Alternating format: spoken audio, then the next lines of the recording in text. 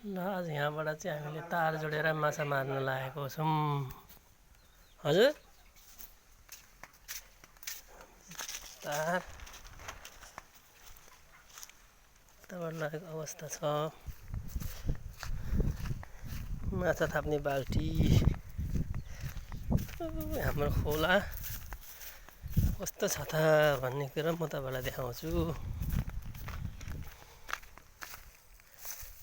Finally खोला आइपुग्यो। तार हामीले तार बिछाएको छौँ।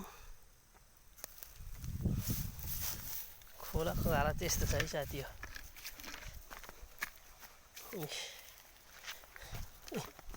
यो बाल्टी नै बाल्टी बोक माछा थाप्ने हो।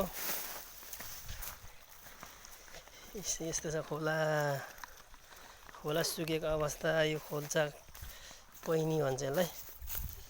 यसबाट हामी माछा मारिन्छ। करेन्ट ट्राई गरौँ एकचोटि ला हेरौँ। ओहो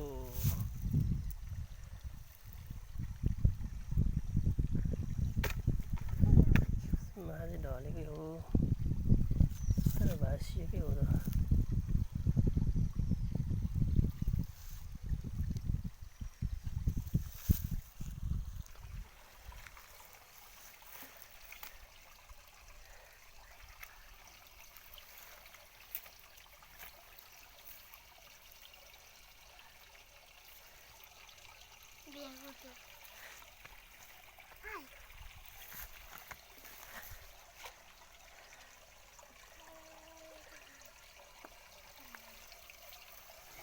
ओहो माछा आयो।